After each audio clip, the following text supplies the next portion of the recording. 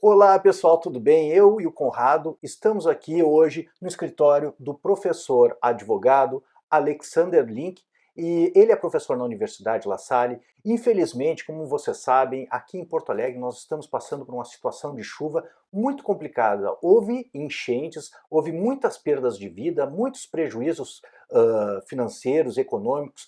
A estrutura, a infraestrutura do estado foi abalada. Eu acho que mais de 80% ou 90% do estado foi atingido por essa verdadeira tragédia que a gente está vivendo no momento. Em função disso, inclusive, hoje a gente não está gravando na livraria A Página no Shopping Praia de Belas. Como vocês devem ter acompanhado pela imprensa, o Shopping Praia de Belas foi interditado porque as águas tomaram boa parte do primeiro andar do shopping e dos estacionamentos. Então, a gente não teria nem acesso ao shopping, em realidade. E eu aproveito o ensejo para, caso você queira ajudar as comunidades aqui no Rio Grande do Sul, você pode encontrar na descrição desse vídeo links seguros para você fazer a sua doação e contribuir para a reconstrução do estado, porque nós verdadeiramente necessitaremos tanto uma reconstrução em termos de infraestrutura, mas fundamentalmente em termos de questões sociais, porque muitas pessoas perderam completamente tudo que haviam construído na sua vida, o seu patrimônio, a sua casa, as suas empresas, e hoje vão ter que reiniciar do nada. Eu vou deixar aqui na descrição do vídeo links tanto do Tribunal de Justiça, ou melhor, chaves Pix, tanto do Tribunal de Justiça quanto da Universidade La Salle, que o professor Alexandre é professor, que você pode contribuir com segurança e saber que a sua ajuda financeira vai chegar nas mãos das pessoas certas. Então, eu passo a palavra para o Dr. Conrado para dar seguimento e apresentar o nosso convidado e o tema que nós vamos debater nos dias de hoje. Muito bem, então, primeiro eu quero agradecer ao meu querido amigo e colega, o professor Alex Link. Nós fomos colegas na filosofia e somos amigos há muitos anos, então para mim é um prazer aí conversar contigo, Alex, e também te agradecer o tempo que tu tiraste aí para conversar conosco, né? Antes eu também quero reforçar o que o Leandro falou. Eu acho que o PIX está sendo direcionado mais para a júris. O tribunal tem feito contribuições oficiais, né, com repasses de verbas, até bastante volumosas, muito expressivas a partir do nosso presidente e toda a administração, e a júri está recolhendo um valor bastante significativo também, ajudando a população gaúcha que sofre essa verdadeira tragédia, né? Mas, então, dando seguimento ao nosso tema, né, nós vamos conversar. O Alex trouxe para nós um tema de pesquisa. O professor Link, ele é doutor em filosofia e agora está fazendo doutorado em direito, né, na Pontifícia Universidade Católica, e está trabalhando, acho que uma das pesquisas tuas, né, Alex, é essa pesquisa relacionada, que tem um foco a criança, fundamentalmente, e dentro de uma perspectiva consumerista, a partir da influência que as crianças estão expostas às telas, né, ao mundo digital, funcionando então como elemento, digamos assim, como um verdadeiro instrumento de venda, digamos assim, né, o algoritmo. Então, o aspecto, me parece que é dentro desse aspecto que tu tens trabalhado, né, Alex, relativamente às diversas implicações que isso traz, tanto no aspecto da saúde, do direito do consumidor e, enfim, né, dentro dessa digitalidade que nós vivemos hoje. Então, queria que tu, né, nós gostaríamos que tu nos pusesse mais ou menos o que é o tema da tua pesquisa, né, e nos trouxesse, então, aí detalhes disso. Uma boa tarde, professor Dr. Leandro, muito obrigado.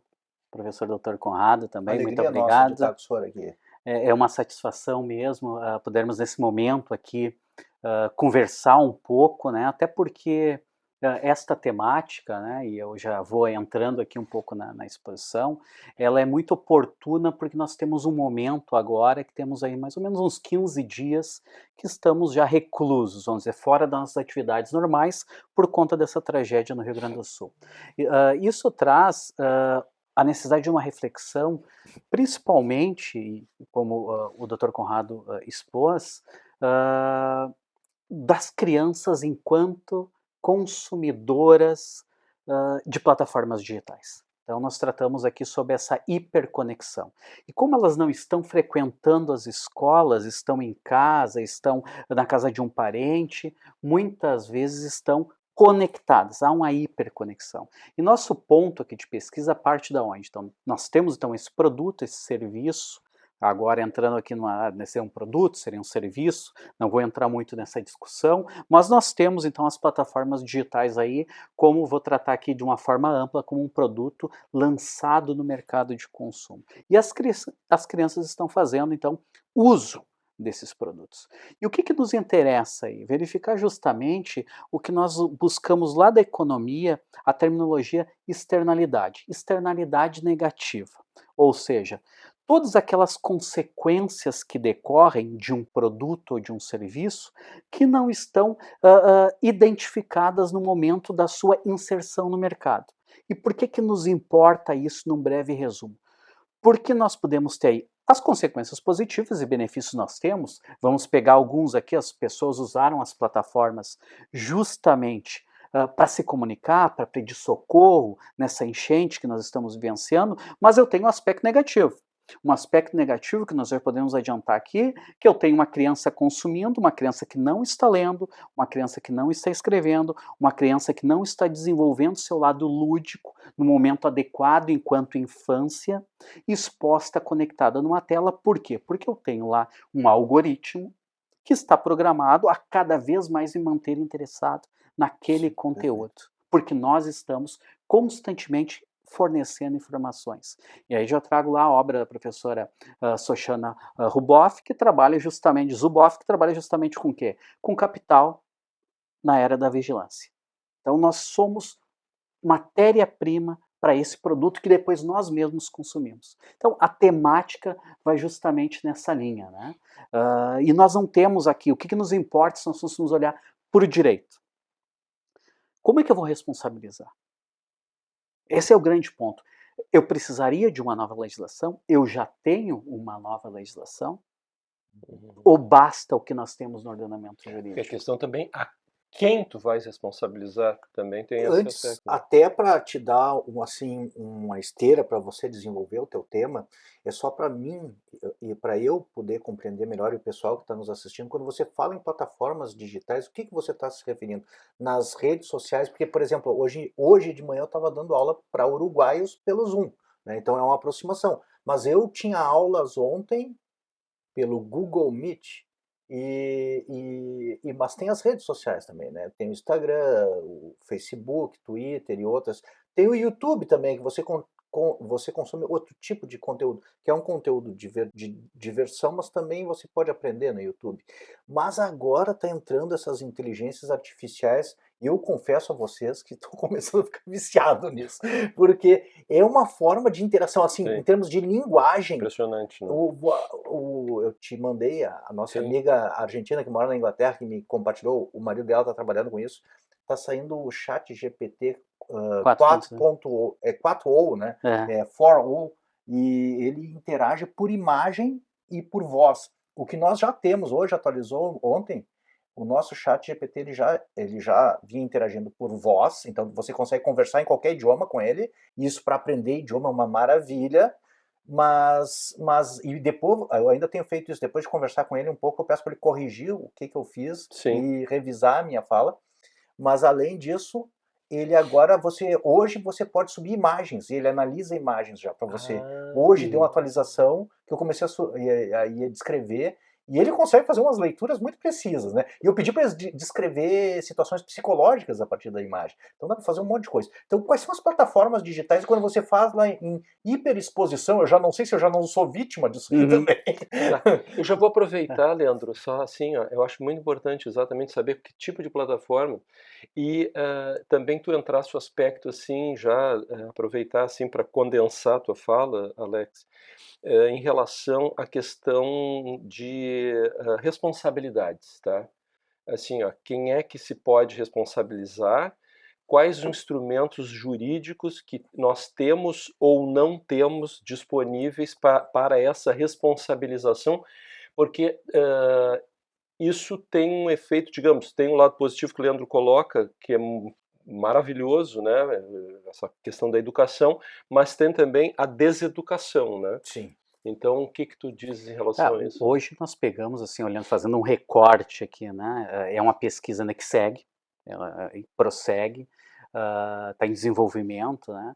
Mas nós poderemos centrar aí justamente no Instagram, uma plataforma, e aí eu poderia subir um pouco o tom de criança já para adolescente, um Facebook. Por quê? Porque nós temos aí, pegando todas as plataformas, todo produto ele tem seu lado benéfico. O que nos importa aqui é olhar o aspecto negativo. E como nós vamos tratar esse aspecto negativo? Então eu poderia pegar o Instagram e poderia pegar o próprio YouTube, porque eu tenho muito conteúdo gerado ali, e conteúdo que nós já passamos aí muitas vezes levando crianças a se automutilar em jogos, jogos de desafio. Então, este é um grande problema, né? Então, nós temos esse lado positivo. Eu poderia pegar essas duas plataformas, Instagram e YouTube. E o Facebook, vamos também colocar aí, mas hoje já não em tanto uso, né? Até porque trabalha, e se eu pego o adolescente, principalmente, Instagram, eu vou pegar o quê? Muitos problemas relacionados a uma depressão. Muitas vezes relacionados por uma questão que diz respeito à estética. Porque é um mundo à parte, um mundo colorido, que as pessoas se comparam, que não se inserem, e ali eu começo, então, como é que eu faço para emagrecer, como é que eu faço para ter cabelo, como é que eu faço para ter o rosto mais enxuto, e isso começa a expor o jovem a interferir num relacionamento, numa inserção em grupos. É um estímulo do hedonismo, digamos assim, né? Perfeito. Muito forte. Né? Ontem eu ainda estava conversando, a gente vivia, eu me lembro em 2005, numa aula do mestrado, o professor definiu que a gente vivia no hedonismo do consumo, né? E aí, porque as pessoas precisavam ter bens de consumo para dizer que estavam bem, né? Que eram felizes, né? Só que hoje em dia é um hedonismo do consumo de exposição. Não basta você ter a Ferrari, você tem que mostrar no YouTube, no Instagram, que anda de Ferrari. É a sociedade do espetáculo. É do espetáculo, perfeito. E daquilo... É um hedonismo do espetáculo. E um caça-like, né? Eu quero ter like, eu quero ter curtidas, né? Quantas curtidas? Ninguém curtiu. A preocupação passa a ser essa. Quantos estão me seguindo? Quantos me curtiram? O reforço emocional é isso aí. Por uma necessidade existencial. Isso. Então eu começo a me balizar por uma plataforma para me ver enquanto sujeito. É uma manipulação do emocional total. Total. Né? E essa é uma externalidade, né? Então eu já tenho o aspecto, eu vou ficar algum tempo sentado no sofá digitando. Depois eu não vou fazer um exercício. E aí tem a questão psíquica, emocional mesmo aí que vai afetar, né? E aí o Conrado nos trouxe assim, mas quem eu vou responsabilizar? Bom, eu vou responsabilizar os fornecedores desses produtos, eu vou responsabilizar os pais dessas crianças, eu vou responsabilizar o Estado, o governante. Bom, e aí nós partimos lá, vamos pegar a teoria do direito digital do professor Wolfgang Hofmann-Hink, que até foi há poucos dias atrás foi concedido o título de doutor honoris causa para ele na PUC, e ele traz qual perspectiva ali? Ele trabalha com a perspectiva de governança. O direito em si não vai ser suficiente. Nós precisamos de vários elementos de governança, principalmente quando nós trabalhamos com plataformas que têm inteligência artificial, que tem algoritmos que vão me deixar e vão fazer ficar conectados ali, Sim. vou passando o desenho, vai repetindo aquele desenho, e eu fico ali naquela tela horas e horas e horas e horas. Como nós vamos trabalhar com isso? Não, e é realmente vicioso isso. A minha mulher não assistia esses vídeos curtos, shorts ou Sim. reels, e agora umas 2 semanas atrás ela começou a ir para a cama e passar um vídeo, o outro, disse, tu não começa com isso aí. Tipo Porque, TikTok, assim. não, no Instagram No tem Instagram. menos de 1 minuto, e Isso. no YouTube tem Sim, sim. também. Aham. Não TikTok, no Instagram. Ela não tem Entendi. nem Instagram, ela tem só Facebook, na verdade. Ela não é muito de rede social. Mas ainda assim o Facebook está adotando essa questão dos Do vídeos. vídeo curto. E, cara, eu já me peguei, eu disse para ela, porque eu sabia que ela não estava preparada, assim, advertida para lidar com isso aí. Porque eu já me peguei, assim como agora eu estou meio fascinado pelo ChatGPT, nos vídeos curtos, você vai dormir e não consegue dormir, aí tu pega o celular para olhar a hora, e aí daqui a pouco você, vou ver o que está acontecendo no Nunca Instagram. tu consegue E aí só olhar a hora. cara, depois quando tu É. vai olhar, já passou meia hora, Meia hora e que tu tá ali, tu tu já ali, nem lembra mais o que porque tu o ia algoritmo ele vai te fisgando, É. cara. Não, E e ele isso, vai te fisgando, cara. e isso é estudado, isso é compreendido. Por que o vídeo curto? Porque eu não me interesso pelo vídeo longo. Uhum. Sim, Eu não me interesso por uma palestra. sim. Nós não vamos ver mais a palestra do professor Sandel lá em Harvard, a seu seminário lá, porque é longo. Ou se eu for assistir, eu vou colocar já uma velocidade Exato. superior para passar mais Sim. Por quê? Porque nós também não temos mais essa noção de tempo e tem que ser tudo curto e é ultra informação, são muitas informações, é uma É isso enxurrada aí. de informações. E aí vem o ponto, como nós vamos trabalhar com isso? Com a questão de governança. E aí eu trago, o professor Caliando, ele traz também uma provocação, né? Nós podemos trabalhar com agentes morais. Sim. Uhum. Então ele trabalha com a questão da ética e inteligência artificial, a tese dele na filosofia. Sim. E agentes morais, é possível trabalhar com agentes morais? Sim, mas já tem estudos nesta linha, mas será que vai resolver? Como é que nós vamos lidar com isso? Último ponto para vocês aí também, para trazer aqui nossa primeira fala aqui.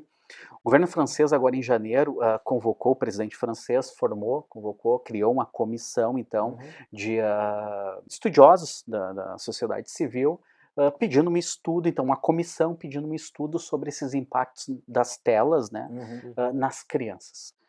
Foi entregue agora para ele no final do mês esse estudo e trouxe vários pontos negativos, apontando justamente uma necessidade de existir um controle, de existir uma limitação.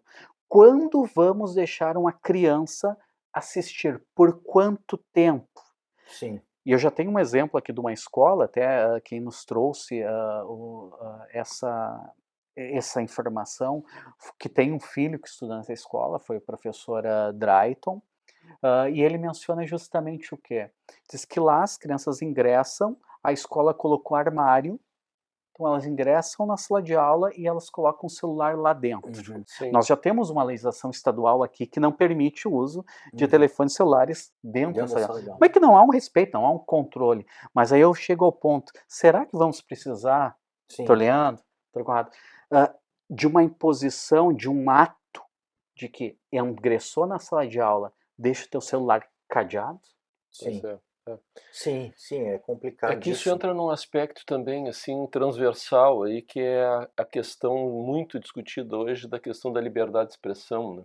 Quer dizer, até onde isso não se vê hoje assim, uma discussão em relação a isso. Não, mas eu tenho que ter liberdade, tem que poder levar o celular para a sala de aula.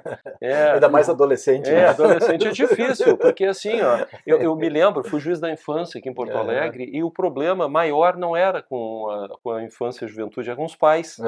Porque os pais vinham defender uma liberdade que, na verdade, era uma coisa... A licenciosidade. Uma licenciosidade, né? O Locke diria licenciosidade. É ótimo, eu acho que esse termo é perfeito, porque era complicado isso aí. Mas eu te pergunto assim, Alex, duas coisas. Primeiro, este estudo francês, ele já está disponível, isso? Já tens acesso o a ele? estudo está disponível em língua francesa, sim. no site do governo francês. Sim. É acessível. É público, é um documento público, o estudo já está lá, um estudo bem completo, composto por 4 partes, que vai à constatação do problema e o que podemos isso é muito fazer. francês, é muito francês. Eu acho assim, assim, só sendo sincero para vocês, por ser até umas 2 semanas atrás eu era desconfiado com a inteligência artificial, né, Sim, Conrado? Eu sim, tinha sim, medo dela. sim. Agora eu resolvi me aliar a Mas é ela. sensacional, Então, o que eu acho é assim, ó, eu acho que tem que ver os pontos, não só os pontos negativos, mas os pontos positivos, porque Uhum. é uma realidade, é uma ferramenta de trabalho que está sendo inserida, é mais ou menos, eu acho que é equivalente à invenção da roda, vou ser sincero para vocês. Tipo, é que nem a imprensa, que nem na Grécia Antiga eles não tinham escrita, aí, por exemplo, Homero e Hesíodo eram transmitidos pelos rapsodos, que eram os caras que ficavam repetindo. Aí, lá por 600 anos antes de Cristo, eles resolveram adotar a escrita, Uhum. e próprio Sócrates, ele tinha alguma dificuldade de transformar a filosofia dele em livros escritos, porque ele achava que isso traria problemas, né? Mas as palavras não podem se defender por si próprias e as pessoas vão perder a memória, diz ele. Mas a escrita foi uma grande evolução, no final das contas, para os seres humanos, porque a gente tem contato com a filosofia do Sócrates por fontes indiretas, mas do Platão e do Aristóteles em função da escrita, senão teria se perdido. Da mesma forma a imprensa, da mesma forma a internet, e eu acho que agora a inteligência artificial vai ser uma ferramenta que, na verdade, as crianças e os jovens, eles hoje em dia já nascem sabendo usar essas coisas, né? É nós é que precisamos aprender, né? Exato, exato. Mas vai ser É uma do mundo deles, né? ferramenta, vai ser uma ferramenta que vai ser uma ferramenta como a roda, sabe? O cara que não souber empregar esse tipo de coisa, ele vai ficar para O trás. problema é se vai ser a maneira como ou isso Sim, vai ser como um auxiliar, ou sim, isso vai que nem nós conversamos já em sim. algumas ocasiões, inclusive com o professor Caliendo Eu teve aqui concordo conosco, contigo. Eu concordo com ele né? também. E Tem que como é ver que os vai pontos ser isso, negativos né? e remediar esses pontos. E os pontos negativos, o que acontece é o seguinte, ó, quem é que vai suportar os custos disso? Uhum. Porque quando eu lanço, e na economia, quando eles trabalham com essa questão da externalidade negativa, sempre que há um lançamento de um produto, vamos partir de uma regra geral. Ninguém, como de forma geral, pretende lançar um produto ou um serviço para que traga malefícios. Não, se Sim. busca benefícios. E a inteligência artificial, ela Suprir uma tem demanda. suprir uma demanda e ela tem benefícios. O grande ponto e é externalidade justamente porque eu não estou identificando ela e depois eu verifico a existência dela. Como é que eu trato isso? Quem é que vai suportar esse custo? As crianças hoje, Sim, com eventual déficit que tenha de sim. aprendizado por uma Uhum. hiperexposição às telas, quem vai suportar esse custo? E aí vem um ponto, né, justamente relacionando a inteligência artificial. É uma ferramenta surpreendente, muito mais rápida, Uhum. calcula com muito mais precisão, com Sim. com uma precisão muito superior à humana, Uhum. só que ainda tem um ponto, né? Ainda não tem uma capacidade de julgamento Não. relacionada Ah, pois é. àquilo que o humano tem. Por quê? Porque nós temos aquilo que nós podemos chamar ainda de lã vital. Uhum. Uhum. Sim. Sim. Então, este é o grande ponto, essa é a nossa grande diferença. É um aliado, eu vejo como um aliado. A questão é como nós vamos pegar e vamos regrar essa questão da responsabilidade. É isso. Fecho aqui minha fala nesse ponto para dizer o que para vocês. Vi uma reunião da imprensa, de uma Uhum. associação internacional de imprensa aí, tinha um participante brasileiro e justamente discutiu a questão da liberdade de expressão e tudo Sim. mais. E a liberdade de expressão é algo que está estabelecido, é causa pétrea, não vai sair. O grande problema é que ele diz o seguinte: como que eu faço nessa liberdade que há que não há responsabilidade? Sim. Se eu escrevo uma matéria enquanto a imprensa oficial bota o meu nome, estou responsável por isso. Uhum. Agora, quando eu tenho uma ampla disponibilidade de plataformas para Sim. expor conteúdos e conteúdos muitas vezes falsos, quem é que é o responsável? Então nós temos que trabalhar justamente nisso, na responsabilização, Ainda me mais parece, em e não relação na aos jovens. restrição. Ainda Isso. mais os jovens, não na É. restrição. Agora, me diz uma coisa, Alex, assim, eu fiquei curioso em relação, digamos assim, me parece, pelo que eu compreendi, que os franceses estão numa certa ponteira aí dessa investigação no âmbito mais multidisciplinar, não sei.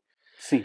E a ideia seriam assim, ó, a partir daí, digamos, a perspectiva é que haja uma certa restrição legislativa a uma série de comportamentos, digamos assim. Na escola, por exemplo, a história, como tu disseste aqui, nós temos que deixar o celular aqui para poder participar da aula, etc. isso já está sendo implementado lá ou em que pé mais ou menos está isso A aí? partir os americanos, eles também estão Trabalhando verificando aí. essas consequências, né? Uhum, O Uhum. Congresso americano já chamou, tem uma comissão, já chamaram lá presidentes de várias plataformas para se explicarem, para terem conhecimento. O Zuckerberg, até neste dia que teve audiência no Senado, ele inclusive pediu desculpas a pais que tiveram filhos vitimados porque se uhum, suicidaram, sim. Uhum. por N É, contextos lá, e Sim, isso é e perigosíssimo. é. decorrente das plataformas, do uso das plataformas, Facebook, por exemplo. Mas os franceses também estão verificando, a pedido do presidente, então, eles fizeram esse estudo, integraram, e o que o presidente ordenou?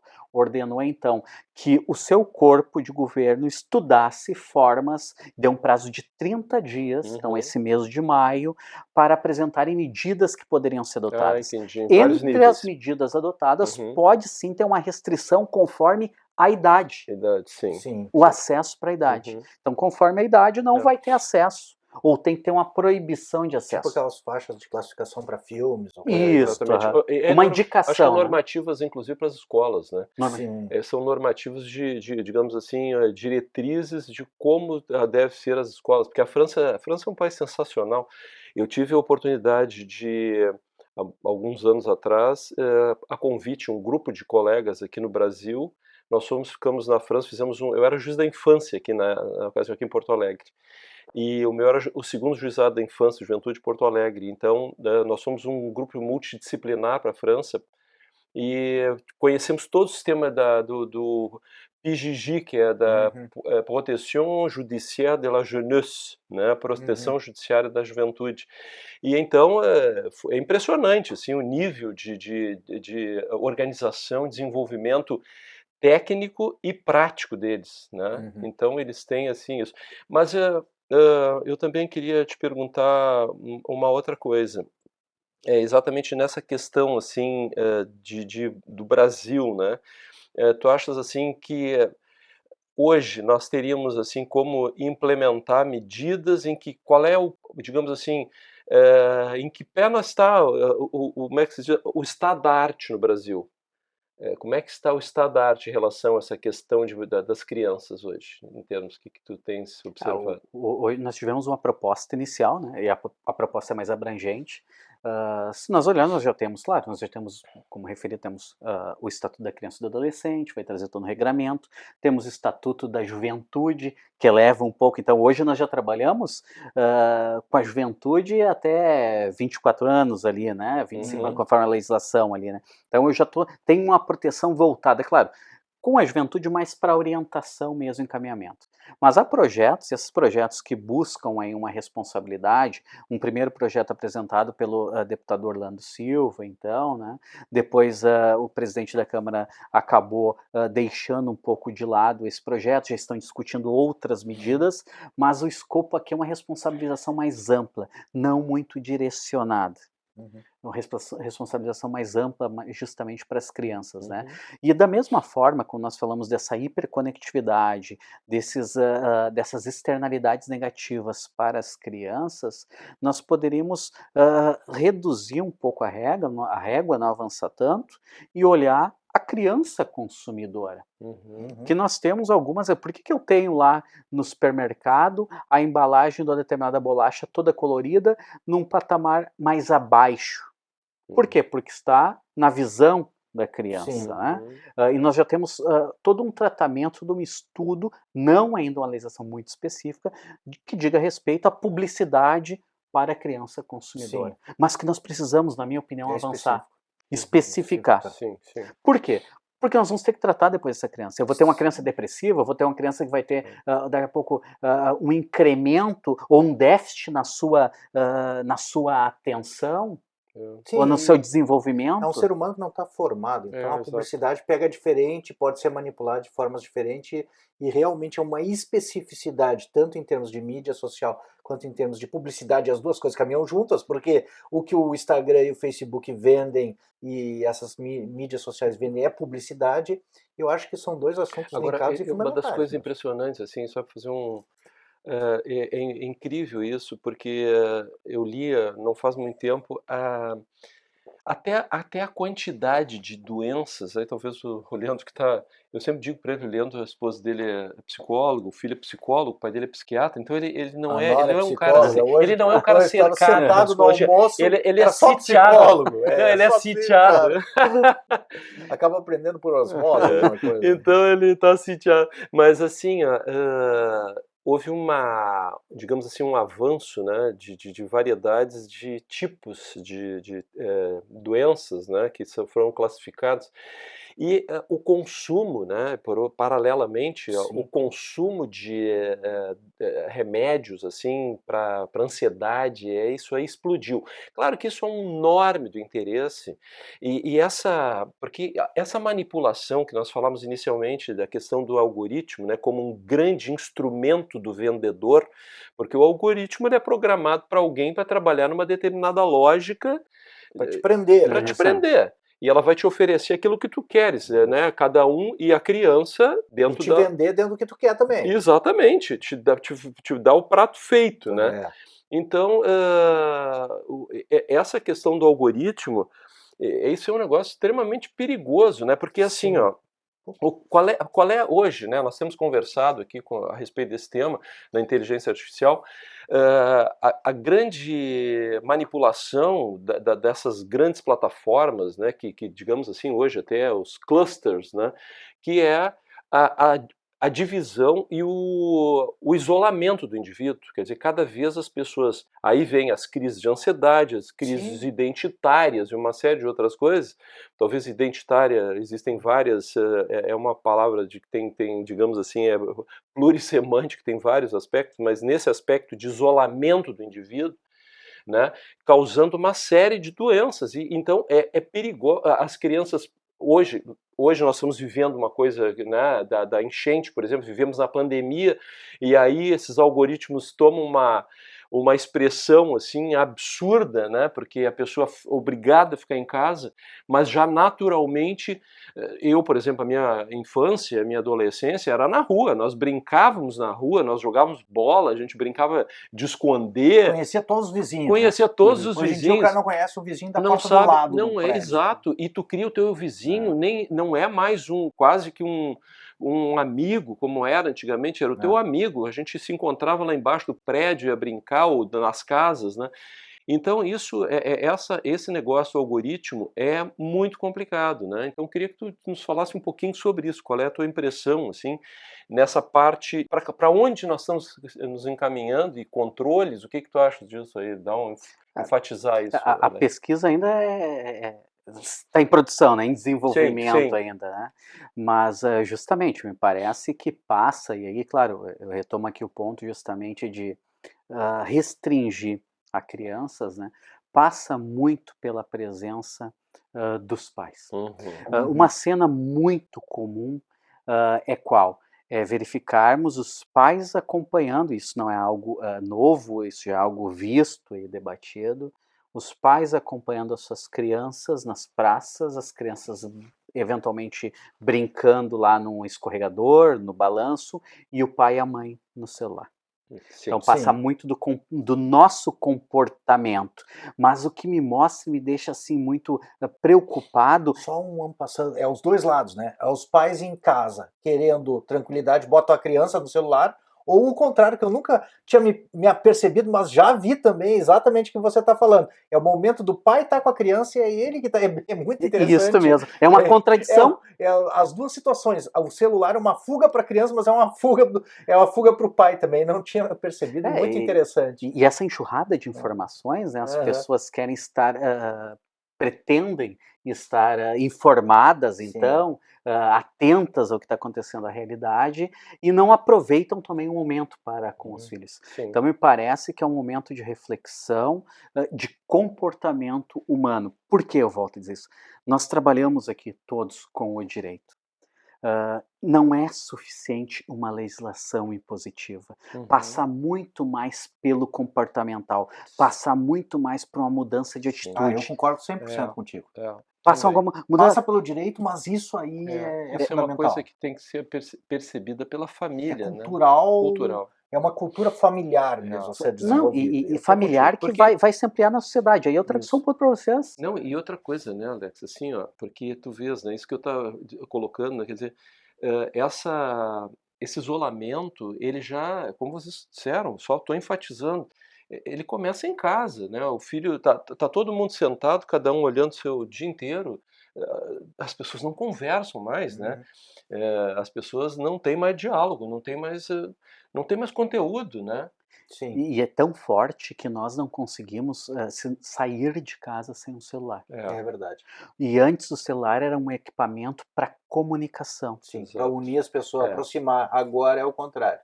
É isto mesmo. Então, não há uma interação. Outro grande insight, eu não tinha me dado conta disso aí Vocês também. falaram, né, de sairmos para brincar na Isso rua, aí. jogar taco, jogar bola. Hoje não tem isso. Hoje cada um fica na sua casa e interage de forma virtual.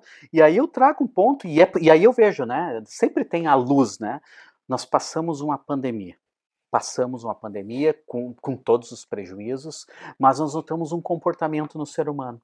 Há um comportamento, por exemplo, de muito mais pessoas frequentarem academias ou se Sim. exercitarem ao ar livre. Uhum. Por Isso é quê? Porque verdade. estão priorizando a saúde, É. estão priorizando o momento. Bom, se isso foi possível, eu acredito que é possível sim uma mudança comportamental que passa Uhum. não só pela legislação, mas por uma reeducação Sim. que vai estar É que dentro as de casa, que vai estar na escola. Na verdade, tanto Aristóteles quanto John Rawls, eles propõem que mudanças sociais em termos de justiça passam. No Aristóteles é a paideia, mas é a educação e a lei. As duas coisas. Para o cara que tu vai mudar o hábito através da lei, porque a lei é imperativa, mas tu vai acessar a razão do cara e dar o motivo do porquê aquilo é melhor através da razão. Então a educação é fundamental para Aristóteles, mas para Rawls também. Para Rawls, você consegue formar uma sociedade através de instituições justas, mas é necessário que caminhe junto uma educação cívica, uma educação que forme o cidadão. E é nesse aspecto que eu concordo assim, ó, você está dentro de uma tradição longa de que se você quer alcançar algum resultado social verdadeiro e modificar a sociedade de verdade, você passa pela modificação das pessoas. E isso tem um aspecto institucional, coercitivo, mas tem um aspecto que é na família e que é na educação, na própria, que os gregos chamavam de paideia, de essa educação mesmo que passa pela família. É que é interessante isso que tu mencionas pelo seguinte, eu trabalhei muitos anos com família, né? E sempre houve essa discussão assim, ó, se a lei ela tem somente um caráter, digamos assim, consequencialista, tá? Ou se ela de fato ela está num a priori de mudanças sociais, Sim. né? Ela consegue mudar comportamentos a lei ou apenas, digamos assim, ela vem a posteriori de determinadas Sim. conformações e mentalidades sociais, Uhum. né? Não, eu acho que eu vou confirmar o que tu Sim. estás dizendo, assim, eu vou dar um exemplo, por exemplo, eu vou dar um exemplo, é a questão do cinto de segurança, né? Sim. Aquilo no início ninguém queria usar. Sim. A minha mãe tinha horror de Melhor usar. exemplo impossível, É, né? né? Minha mãe falava, eu não acredito que quando vocês eram crianças, vocês iam sentados no chão do No carro. chão do Hoje em carro, dia ninguém solto. acredita. Você vai Não, e a contando, minha mãe tinha, ela se ia no rebelava com aquilo, bagageiro, não gostava de usar Isso cinto. aí. E aí, ia e na depois, cachorreira. e aquilo veio e, na verdade, acabou mudando o É, comportamento, né? Porque as pessoas não, a lei teve um efeito impressionante em relação a isso, né? Quer dizer, sim, então a lei melhor ela exemplo, eu pode acho possível. mudar, né? Mas A ponto de que hoje em dia tu te cobra na tua consciência se tu não tá com cinto. é Mudou a consciência automático, das né? pessoas. É É automático. automático, mas se você não pôr, Sim. você tem que se justificar. Porque aqui não precisa, porque, sabe, você tem uma cobrança na própria consciência a respeito da colocação do Da cinto. colocação. A lei ela vai vir aqui muito mais com um efeito orientador e, eventualmente, ditando a responsabilidade imposta. Hoje eu tenho um pai que se omite na criação de um filho, ele vai suportar as consequências. Sim, sim. Tá. Agora, eu queria ver um outro aspecto que está dentro disso aí, mas é aspecto de política pública. Eu já mais ou menos mencionei e achei muito interessante esse aspecto que colocou, mas dentro da nossa realidade aqui, brasileira, eu acompanhei algumas professoras estaduais no meio da quarentena e eu vi assim, uma realidade muito triste. As que eu acompanhei, elas tiveram que passar para o virtual, todos nós professores tivemos que passar, eu também, do dia para a noite. Numa segunda-feira, eu tive que aprender a dar aula no Google Meet, assim sem nenhuma instrução, foi do dia para a noite, literalmente, ou da manhã para tarde, da manhã para a noite. Assim, foi automático. Vocês também tiveram que aprender a fazer audiência, todo mundo. É tudo, não, né? não fui eu, foi todo mundo, né? Mas as professoras do Estado, elas tinham mais dificuldade até por uma questão financeira, inclusive em termos de cultura digital também, elas não tinham tanto acesso. E mais os alunos também. Então, as professoras que eu acompanhei, elas tinham uma cultura digital, tinham celular, as redes sociais facilitaram porque elas já sabiam interagir com o equipamento.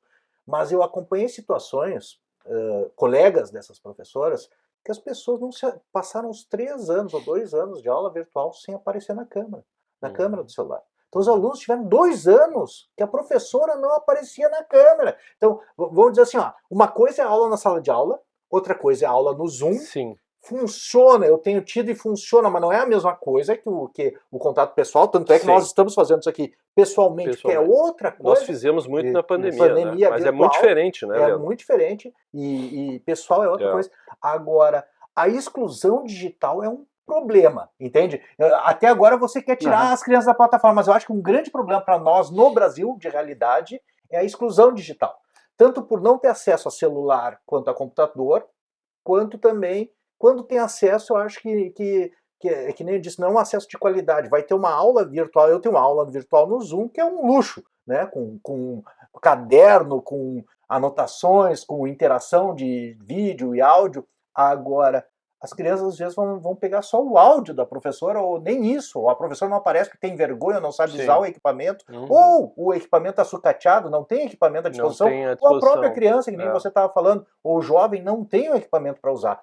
E nessa situação que nós vivemos agora, por exemplo, que as crianças perderam tudo, as pessoas aqui no Rio Grande do Sul perderam tudo, eu acho que isso é mais dramático ainda, capaz de não ter um computador, não ter internet, não ter um celular, não ter casa, né? Então, como é que fica essa situação também de exclusão digital, entende? Que é um outro aspecto para os jovens. Existe uma forma do direito intervir nisso, ou políticas públicas? Como é que fica essa situação? Porque um problema é a alta exposição, e um outro problema é a exclusão.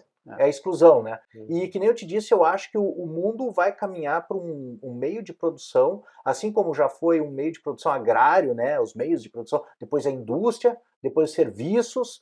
Hoje em dia eu acho que a gente consegue produzir riqueza, e muita riqueza, em termos digitais, assim, e isso pode também modificar a estrutura dos meios de produção, já modificou, na verdade.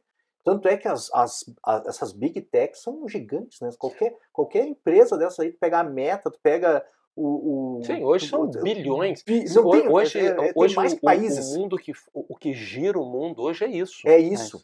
É impressionante. A economia Agora, é isso. eu só quero botar uma pilha tudo que tu disseste, assim, eu me assustei esses dias. Eu não me lembro agora exatamente quem foi que falou, tá?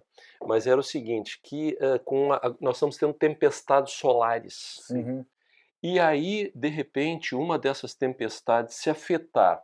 Eu não conheço nada nessa parte de tecnologia, talvez vocês dois possam me auxiliar aí, trazer um outro subsídio.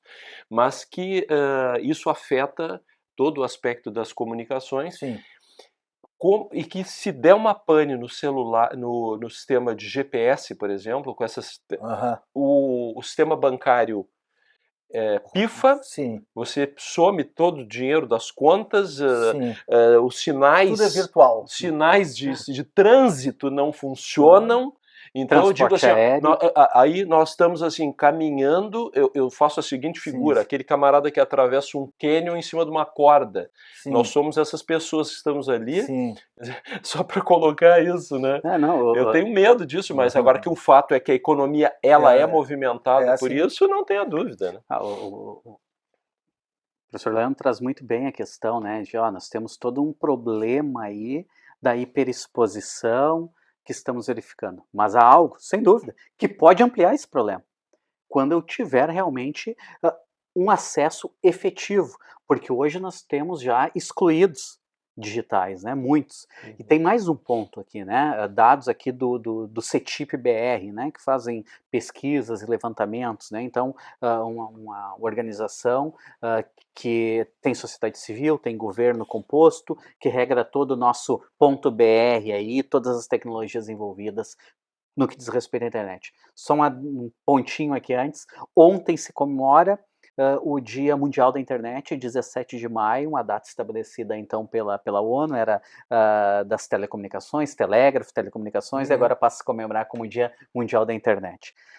Primeiro ponto, nós temos, em termos de qualidade, se vamos olhar aqui para o Brasil, apenas 22% daqueles que acessam uma qualidade efetiva em termos de uma internet, qualidade de entrega Sim. de velocidade, de upload, de download. Começa por aí.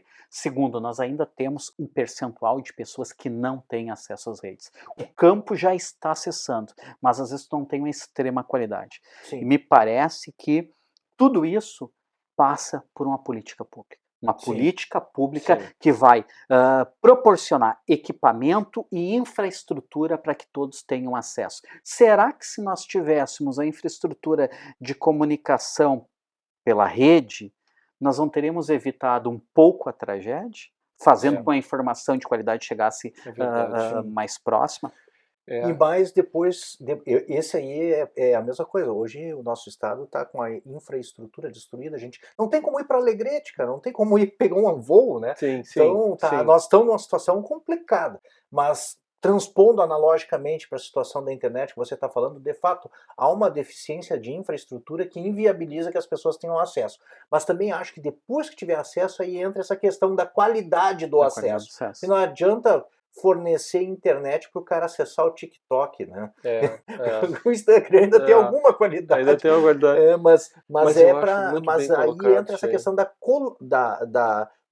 questão da educação através da internet, né? Tipo, eu acho que essas mídias sociais para criança, para o jovem, é uma forma de aproximação, é um motivo para o cara estar no computador, né? Porque quando os computadores começaram, eram, tipo assim, era associado a trabalho. Tinha editor de texto no computador, né? O PCXT, eu tinha o meu. Eu tive o TK-85, acho. O meu primeiro, tu trabalhar com MS-DOS, né? Eu trabalhava com Eu isso. também. Era o Eu tive carta o certa. 486. 486. Não, é isso que o Leandro colocasse, é muito bom, achei, em relação a essa questão da exclusão digital.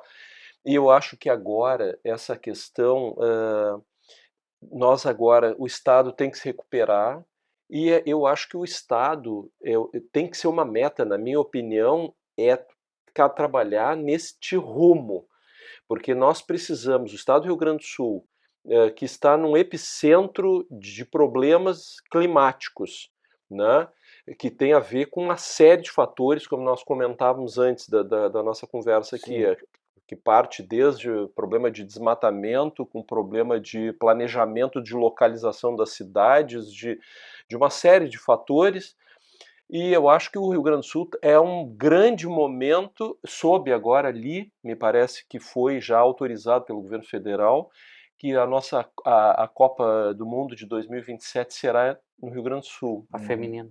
A feminina, né? Isso, então, eu acho que tudo isso, Sim, isso esses influencia fatores, a né, sociais, etc., Sim. ele caminhar neste rumo, assim, de nos transformarmos num polo de tecnologia. Sim, vamos ter que nos É o que reconstruir. nós É a temos que hora, nos é a hora. só pode ser esse caminho, né? Vamos ter que nos Nós temos que reconstruir. sair um pouco desta produção. Eu acho que a produção primária é fundamental, digamos assim, o DNA do Brasil, mas nós precisamos trabalhar dentro disto com a tecnologia. Alternativas e gerar valor. Né? Porque, não, eu concordo contigo. Hoje eu ainda estava vendo o jornal, é uma tragédia que a gente, sobre todos os aspectos, inclusive de vidas, né? Que a gente vivenciou e está vivenciando, porque ainda não terminou, né? Tem pessoas ainda com as casas embaixo d'água e pessoas que não foram localizadas, ainda muitas pessoas vão ser localizadas, descobertas aí, como que não sobreviveram, mas há uma oportunidade agora de reconstruir o estado, porque de fato o Rio Grande do Sul está destruído. Assim, eu acho que eu estava vendo a maior parte da malha viária aí está destruída. Você não consegue pegar um avião você não consegue se deslocar dentro do estado, as mercadorias não conseguem chegar na capital, Olha, eu acho que nós retrocedemos mais de 50 anos. Provavelmente. Em termos de transporte, de deslocamento. Né? Provavelmente, porque você não consegue. A semana passada não tinha água, depois não tinha gás, depois não tem ovos, depois não consegue porque não chega. Não consegue transitar no não estado. Consegue transitar e transportar. Eu vinha para cá, o GPS me encaminhou um caminho, quando eu vi eu estava no meio d'água.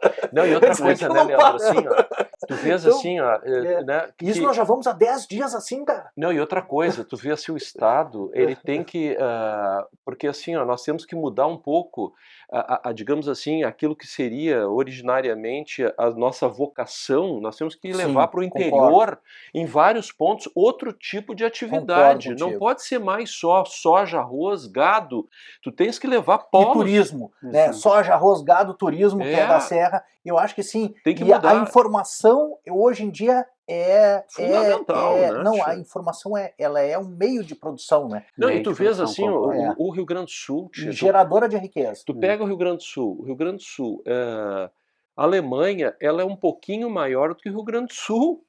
E tu tens voos internos, intensos, tu tem trens, nós temos que desenvolver para sair para esse caminho, né? Estamos adiantados. Para encerrar, eu gostaria de fazer uma única colocação para vocês e aberto para os dois, né?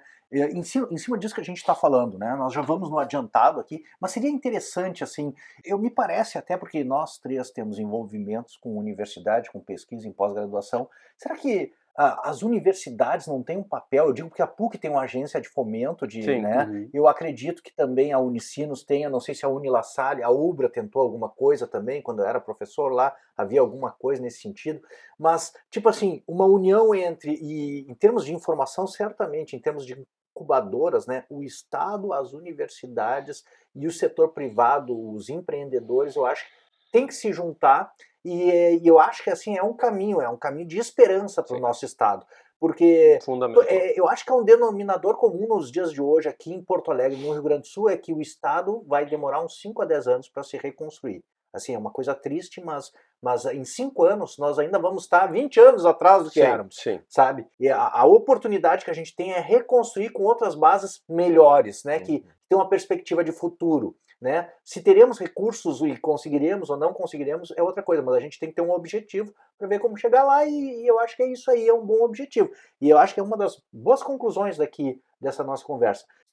Então, um último tema que eu gostaria de colocar para vocês é a questão essa, eu acho que a questão é realmente conseguir conciliar a inclusão digital social daqueles que são excluídos digitalmente nos dias de hoje, com essa questão que o professor Alex colocou de haver uma superexposição, ou seja, conseguir um meio termo entre a qualidade da informação e que essa informação e o acesso ao digital, ao mundo digital, chegue às pessoas, porque acredito que no Brasil hoje a exclusão digital seja um problema tão grande quanto a superexposição, quanto ao mesmo tempo haja uma qualidade, que nem diz o Alex, e o trabalho dele certamente pode contribuir com isso, nesse acesso à internet. Então eu te passaria a palavra para você fazer alguma consideração a respeito disso, e a gente abrir um espaço para o professor Alex expor a sua pesquisa e como ele acha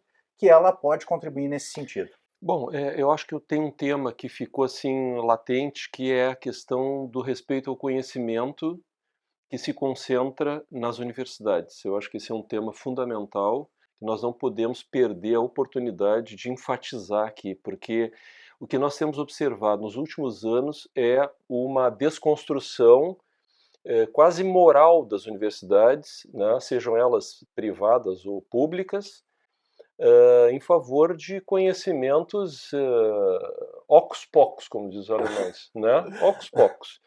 E as pessoas, nós temos visto que os países desenvolvidos, a Alemanha, que são ponta de tecnologia, Estados Unidos e outros países, investem pesadamente nas universidades. Agora mesmo nós tivemos um exemplo, por exemplo, os purificadores de água, que foi pela USP, e temos visto, né, a dificuldade dessa interação da universidade com o poder público. Nós vemos, por exemplo, aqui nesse debate a respeito, por exemplo, dos hidrólogos, a dificuldade de se ouvir hoje pessoas que estudaram. Existe uma mentalidade, lamentavelmente, extremamente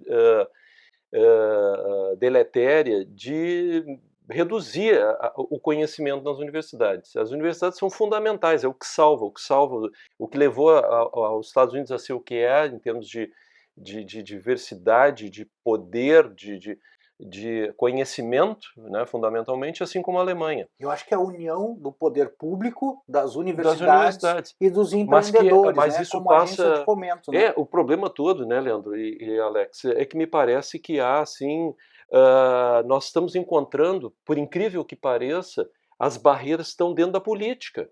E nós temos que tirar de dentro da política essa Sim. discussão, porque essa é uma discussão de sobrevivência da civilização. Nós precisamos de tecnologia e os polos de conhecimento são as universidades. Então, em qualquer área, seja no direito, seja na engenharia, no mundo digital, não importa, na psicologia, na medicina. Então, isso eu acho que é fundamental que a sociedade se dê conta desta importância. E agora, em relação ao tema do Alex, eu quero ouvir, então, isso que o Leandro coloca, que eu acho que é fundamental, uma última palavra também a respeito desta questão da exclusão digital, né? Que nós estamos preocupadíssimos com isso, né? Agradeço, mas assim, a ressalva que eu faço, né, é um tema ainda que está em estudo, tem uma pesquisa bibliográfica realizada, em curso ainda, mas alguns pontos nós já podemos chegar, né? Sim. Nós temos justamente o quê? Uma necessidade de investimento em infraestrutura, é um momento, é propício, nós vamos ter que reconstruir muita coisa aqui no Estado e na sua educação. Quem sabe um caminho não é essas empresas também contribuírem para isso. Apenas o Estado, mas quem sabe esse particular não pode contribuir para isso. Nós tivemos, por exemplo, e há essa possibilidade, me parece, o caso das empresas de telefonia, que abriram o seu sinal para que qualquer um pegasse o sinal da outra, justamente para proporcionar a comunicação na tragédia agora. Sim. Por que nós não temos um fundo daqui a pouco de investimento nisso, atrelado à educação? Porque nós precisamos da tecnologia, nós precisamos da inteligência artificial para produzirmos melhor, para entregarmos mais qualidade, para nos desenvolvermos, é uma aliada. Só que essa ferramenta ela precisa de treinamento, que é nosso papel enquanto sociedade. Treinar os jovens, treinar as crianças e os próprios adultos, aqueles que não nasceram nessa era digital. Por quê? Porque é um aliado, mas precisamos de educação e precisamos de investimento. Será que um caminho não é também essas empresas contribuírem com isso? Não terem uma participação efetiva com isso?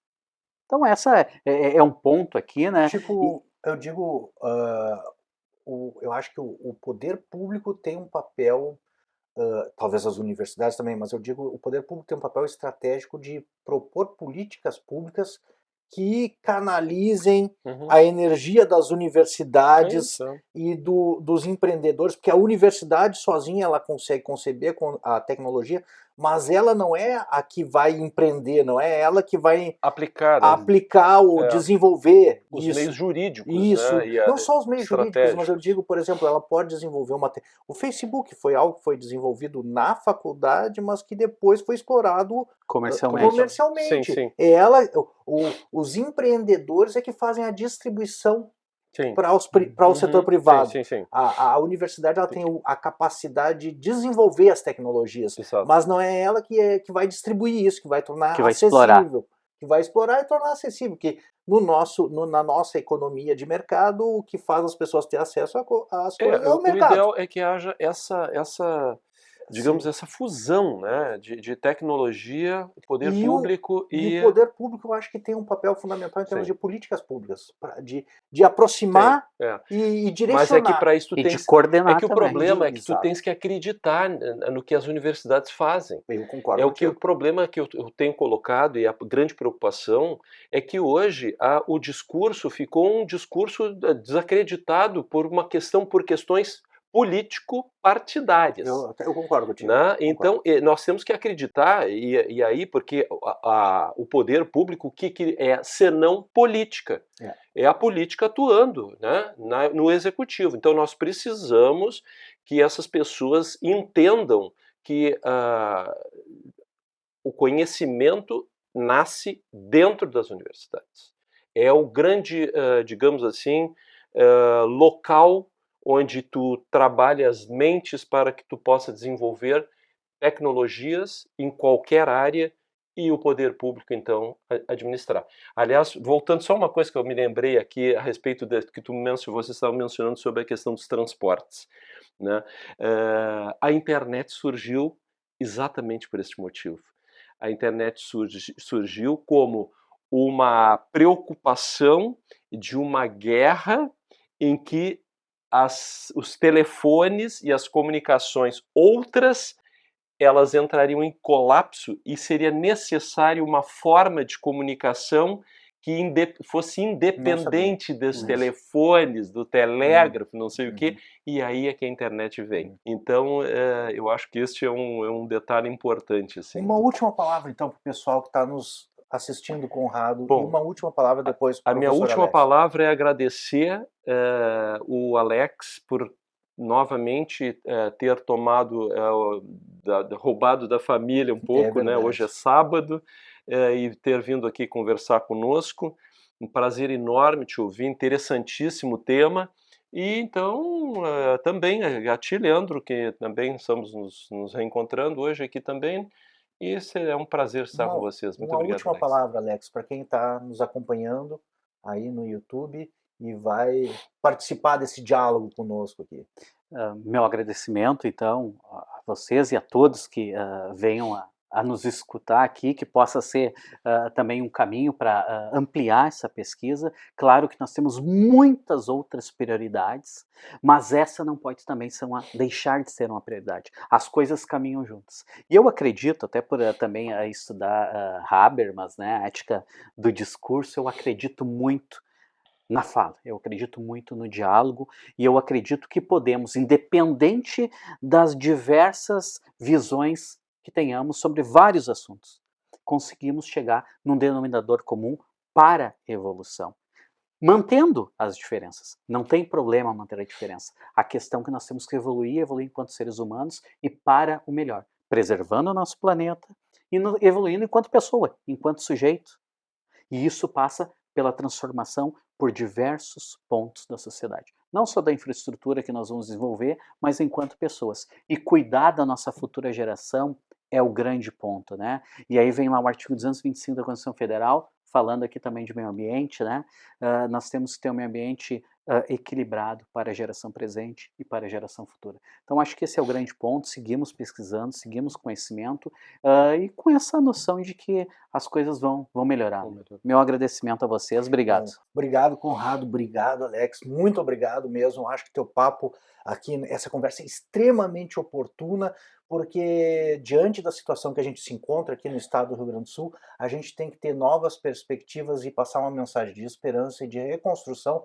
Eu acho que o pior dessa tragédia a gente já passou, mas há muitas dificuldades ainda para a gente enfrentar, né, em termos de reconstrução, e ainda muitas pessoas que ainda não conseguiram sair dessa situação trágica, né, mas eu acho que a pesquisa e essas palavras que você nos transmitiu nos dão um caminho que de repente seja a oportunidade e esperança, uma oportunidade para o nosso Estado se reconstruir em outros termos e talvez tirar alguma coisa positiva em termos de reconstrução em outra matriz, inclusive econômica, mas também educacional, inclusive em termos de política pública e de relação entre o setor público, as universidades e o empreendedorismo, que pode resultar em alguma medida em algo positivo no futuro. Então, eu agradeço muito a vocês por mais essa conversa agradabilíssima e muito instrutiva, e agradeço ao pessoal que nos acompanhou até aqui.